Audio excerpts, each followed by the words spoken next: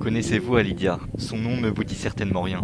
Mais à lui tout seul, il a réussi à être recruté par une grosse équipe de première ligue anglaise, alors qu'il n'avait jamais foulé une pelouse d'un club professionnel de sa vie, alors qu'il avait déjà 31 ans. Laissez-moi vous raconter une des histoires les plus atypiques du football moderne.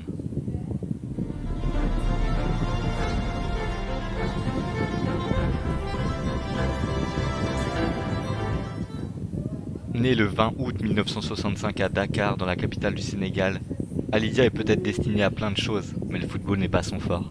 En tant que footballeur amateur, il rêve un jour de devenir professionnel. Quelques années plus tard, le hasard de la vie l'amènera en France, où il enchaînera plusieurs clubs amateurs, dont Beauvais, Dijon, La Rochelle, Saint-Quentin ou encore Châteaubriand, sans jamais parvenir à se démarquer, alors qu'il a déjà 29 ans à la fin de ses péripéties dans différents clubs.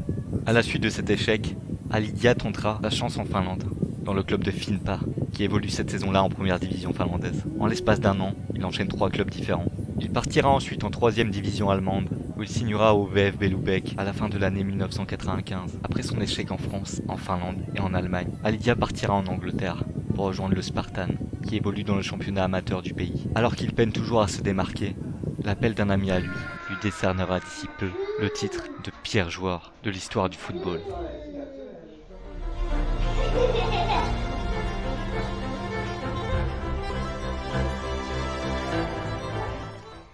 1995. Alidia reçoit un appel de la part d'un de ses amis. Il a une bonne nouvelle pour lui. Il a dans son répertoire téléphonique le numéro du manager de West Ham de l'époque, Harry Redknapp. Alidia voit cette opportunité comme la chance de sa vie. Il sait que s'il veut un jour toucher son doigt du rêve, c'est maintenant ou jamais. Sachant que son niveau en termes de football est très limité, il décide de s'inventer une vie.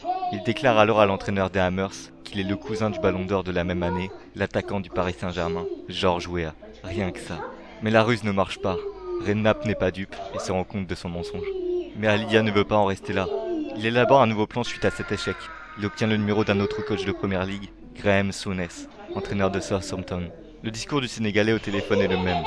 Il se fait toujours passer pour Georges Weah et recommande fortement un joueur du nom de Alidia, cousin supposé du Ballon d'Or. Le faux Georges Weah, qui est en réalité Alidia derrière son téléphone, décrit le joueur comme technique et rapide. Il ajoute même que le joueur qu'il recommande a 3 sélections avec l'équipe nationale du Sénégal et qu'il a joué au Paris Saint-Germain.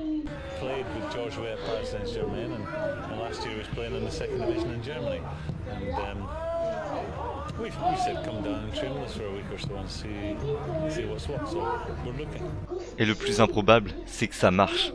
Graham Souness tombe dans le panneau et ne prend même pas la peine d'observer Alidia. Il lui propose directement un contrat de 1 mois renouvelable sans même passer de test. Lors du premier entraînement avec Southampton, l'entraîneur déclare aux autres joueurs « Il a joué au PSG avec Georges Weah ». Mais certains joueurs voient déjà que le joueur n'est absolument pas au niveau. Matt Letizier, attaquant de Southampton, dira même plus tard « Seulement 5 minutes suivant l'entraînement, nous savions qu'il n'était pas très bon. Je pensais qu'il avait gagné un concours pour venir s'entraîner avec nous, pour être honnête. » Mais ayant beaucoup de blessés dans l'équipe, et notamment chez les attaquants, Graham Souness décide de le convoquer pour le prochain match à domicile, Southampton, Leeds United. Alidia, 31 ans, joueur amateur, aura l'occasion de jouer dans l'un des meilleurs championnats du monde quelques jours plus tard.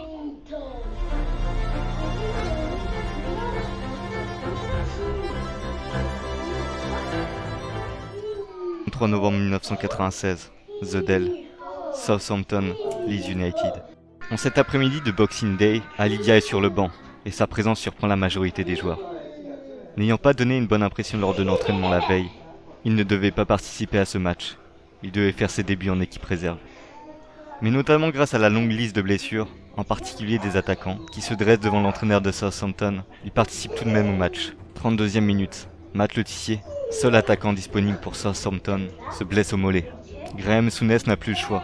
Il doit faire entrer son nouveau joueur. Alidia entre alors en jeu. Et son niveau est catastrophique. Il a peur du ballon, perd tous ses duels et n'arrive même pas à faire un contrôle. Malgré ses difficultés, il réussira à se procurer une occasion franche et manquera de peu d'ouvrir le score. Mais rien n'efface le fait qu'il est en train de réaliser une prestation médiocre. Ses coéquipiers, son entraîneur et les supporters le voient. À peine rentré 50 minutes plus tôt, il sera remplacé en fin de match. Voici ce que Matt Letizier dira plus tard. Friday morning and he trained with us and he played in the five-a-side and to be honest, it didn't look very good.